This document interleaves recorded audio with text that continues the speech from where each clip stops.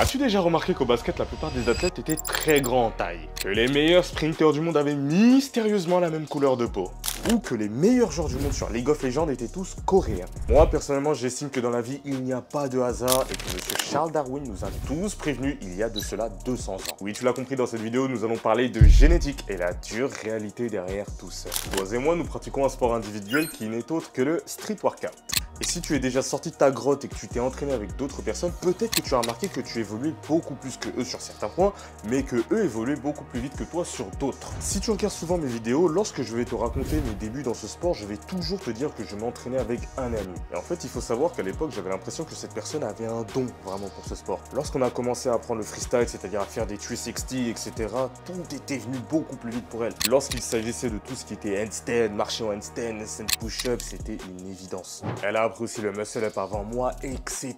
Et il y a un moment dans notre épopée, on a décidé d'apprendre la planche et le front lever, les deux figures statiques les plus importantes selon moi de ce sport. Savoir que pour nos entraînements, on était comme ça, c'est-à-dire même nombre de temps de repos, même nombre de séries, même nombre de je ne sais pas quoi, on faisait tout exactement de la même manière. En 4 mois de planche, les résultats étaient tout simplement affolants. Lui, il était déjà sur une straddle planche bas de forme avec capacité de retenir en négatif, tandis que moi, j'avais du mal à juste maintenir l'advanced stuck planche. Mais tu sais, c'était quoi le plus drôle dans cette histoire? C'est que de l'autre côté, parce que tu sais, on travaillait la planche et le front lever, c'était qu'avec 6 mois d'entraînement, on faisait bien sûr les mêmes entraînements. Moi, j'avais déjà le full front lever, tandis que lui, il avait du mal avec l'advanced stuck front lever. Les choses étaient inversées. Et c'est là où j'ai commencé à développer une certaine théorie que certaines personnes étaient des pull boys, c'est-à-dire beaucoup plus optimisés, beaucoup plus à l'aise sur les mouvements de tirage, et que d'autres personnes étaient des push boys, beaucoup plus à l'aise sur les mouvements de poussée. Et que bien sûr la génétique avait un énorme rôle dans cela. Je vais faire un aparté pour ceux qui me suivent, je pense que vous commencez à comprendre que moi j'ai un esprit vraiment très logique de type empirique. C'est-à-dire que je vais faire des tests et je vais tirer des conclusions. À ce moment-là, je me dis tout simplement que l'entraînement n'est pas le facteur principal du fait que je progresse plus vite ou qu'il progresse plus vite que moi.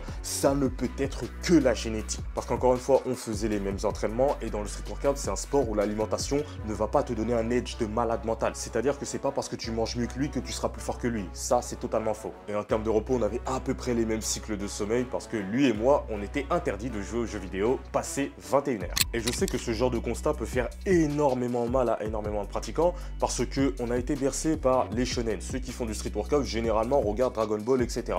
Et le message qui est donné dans ce genre de manga, c'est-à-dire Naruto, Hippo, Dragon Ball, c'est que peu importe où tu es, même un raté qui n'a aucun talent, avec du travail peut devenir un génie. C'est-à-dire que peu importe où tu en es actuellement, tu es capable de vaincre le talent par ton travail. Alors moi aujourd'hui, si je te fais cette vidéo, c'est pour te dire que c'est totalement faux. Pour correctement t'expliquer pourquoi le talent sera toujours plus fort que le travail, essaie de comprendre cette métaphore. Toi et moi, nous sommes des animaux terrestres, c'est-à-dire qu'on vit sur Terre, on ne vit pas dans des milieux aquatiques. Nous sommes génétiquement optimisés pour vivre sur Terre. Mais maintenant, toi qui m'écoutes derrière ton écran, tu décides de péter un câble et de vouloir vivre dans un milieu aquatique. Ok, c'est ton choix, tu décides maintenant de vivre dans l'océan Pacifique. Ce qui se passe, c'est que pour toi, pour vivre dans cet océan Pacifique, tu devras t'entraîner à savoir nager, tu devras aussi t'entraîner à vivre en apnée, tu devras l'améliorer, et tous les X minutes, tu devras dépenser de l'énergie pour revenir à la surface, pour prendre de l'air et repartir en apnée. En bref, tout cela va te demander énormément de travail. Tandis qu'un simple poisson, pour avoir de meilleurs résultats que toi, qu'est-ce qu'il devra faire?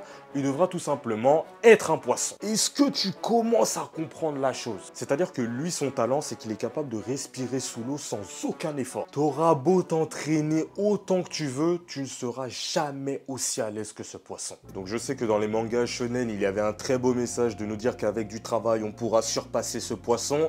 La vérité, c'est que non, ce poisson sera toujours plus à l'aise que nous sous l'eau. Parce qu'il est génétiquement optimisé pour être là-bas. Et pour revenir à l'intro de cette vidéo où je t'expliquais que Darwin nous avait prévenu il y a de cela 200 ans, c'est que en fait, dans chaque domaine d'expertise, le haut niveau ne ment jamais. C'est-à-dire que dans un domaine d'expertise, pour faire partir des meilleurs du monde, tu dois avoir la génétique associée, plus coupler cela à énormément de travail. Et mystérieusement, quand tu regardes les meilleurs sprinteurs du monde, ils ont tous la même couleur de peau. Mystérieusement, lorsque tu regardes les meilleurs nageurs du monde, ils n'ont pas cette couleur de peau. Mystérieusement, lorsque tu regardes les meilleurs basketteurs du monde, ils ne font pas 1m65. C'est les dos. Mais attention, avec tout ce que je t'ai dit, ça ne veut pas dire que tu dois abandonner ou arrêter. Moi, ce que je t'explique, c'est que ça ne sert strictement à rien de ressentir un sentiment d'infériorité envers quelqu'un d'autre. On est tous différents, on a tous des points forts et tous des points faibles différents et tu es probablement un génie dans quelque chose dont tu l'ignores totalement. Mais maintenant, si je te raconte tout cela, c'est aussi pour apporter quelques nuances parce qu'il y a des personnes qui vont justifier leur manque de résultats à cause de leur génétique, chose qui est totalement faux. Il faut savoir que la génétique, elle est là pour faire la différence entre qui aura un niveau moyen, voire bon, contre qui aura un niveau top élite mondial. Parce que malheureusement, il va y avoir énormément de personnes qui vont penser que si cette personne est vraiment très forte, c'est uniquement dû grâce à sa génétique. Ça, c'est la grosse nuance que je souhaite apporter à cette vidéo. Sache que lorsque tu vas rentrer dans le très haut niveau, tu vas être confronté à des personnes qui ont tous des très bonnes génétiques. Et par conséquent, c'est là où le travail va faire la différence. Parce que si on prend le tirage, par exemple, en France, on est 60 millions. Allez, imaginons qu'il y a 30 millions d'hommes. Parmi ces 30 millions d'hommes, combien sont des pool boys? Il y en a énormément qui sont optimisés génétiquement pour être très très forts. Mais maintenant, parmi ces personnes qui ont de très bonnes génétiques, combien arrivent à être dans le top du top? Et ben là, c'est pas tout le monde. Donc non, lorsque quelqu'un arrive au sommet de la pyramide, oui, la génétique lui a aidé, car il est optimisé pour être au sommet de la pyramide, mais s'il est au sommet devant tous les autres qui ont une génétique très très bonne comme lui, c'est parce qu'il a bossé de manière plus intelligente et il a très bien bossé. Et si je te dis ça, c'est parce que moi, personnellement, en tant que pool boy, je sais que je suis génétiquement optimisé pour être fort en traction, en muscle up, en traction à un bras. Mais sache que lorsque mon entraînement était mauvais, que je ne savais pas m'entraîner, que je faisais n'importe quoi, que j'avais un trop gros volume, et bah soit je stagnais, soit je régressais. J'ai repris ma progression uniquement lorsque j'ai vraiment changé mes méthodes d'entraînement. Donc sache vraiment que non, lorsqu'une personne va être très très forte, ce n'est pas que dû à sa génétique, même si elle y a énormément contribué. C'est le mélange qu'elle a eu entre sa génétique et son travail acharné.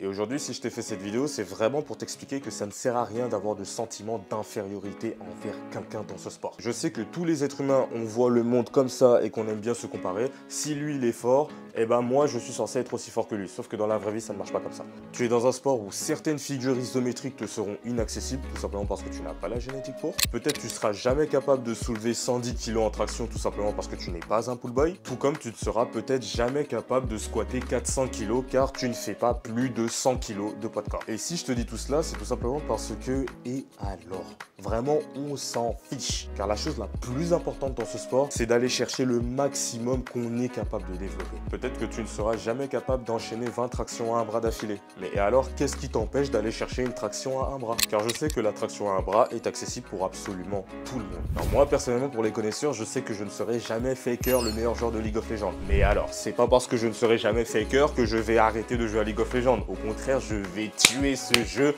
jusqu'à arriver au plus haut que je suis capable de monter, tout simplement.